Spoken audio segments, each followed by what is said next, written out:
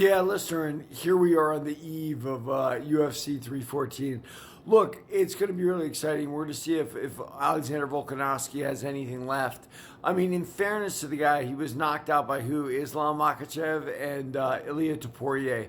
And those are really, really tough guys. That having been said, it doesn't really matter. The momentum thing I've talked about on the positive side, when you win a fight or you land a jab and those things, dovetail on each other, works the same and opposite. You get knocked out a couple times, you start doubting yourself. You say, well, is my chin, not that good or whatnot. I've seen guys with iron chins overnight turn into guys anyone can knock out. How does that happen? Well, it happens a lot through momentum. I mean, there's some physical changes there too, but a lot of it is momentum. So we'll see if Volkanovski can put it all together.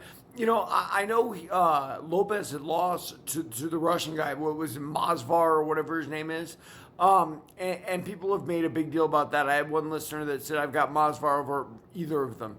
But the thing is Lopez lost that fight in his first UFC appearance. I mean, this is a kid, grew up in the Amazon in Brazil or a part of that, moved to Mexico at 19 to increase his career and teach and train and whatnot. And then he makes it to the UFC, and we all know that for your first fight in the UFC can be incredibly taxing, and you can run out of gas. So I'm gonna forgive him that defeat for sure. He is a monster of a fighter. I think if you compare opponents, Brian Ortega is the most important. And when I watched Ortega fight Volkanovski, I watched Ortega get out of a number of bad positions, and I watched him almost sub Volk a bunch of times, right? I didn't see that in the Lopez fight. Lopez walked through Ortega, but then I guess you could also say Ortega had some momentum problems there as well. Let's do the co-main real quick.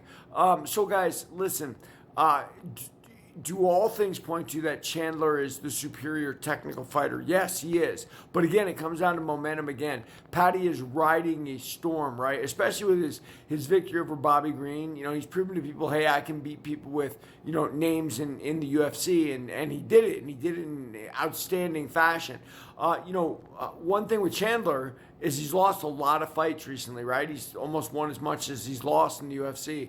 Paddy Pimblett, this is his time. So if we're going to ride that momentum theory for Lopez versus Volkanovski, and I've got Lopez in that fight, I'm going to ride it for Pimblett versus Chandler. I think Pimblett is going to pull out a way to win. He's going to sub him, and people are going to be amazed and say he's really here. And then hopefully we get Paddy Pimblett versus Conor McGregor in Great Britain at Wembley or something. That'll be fun.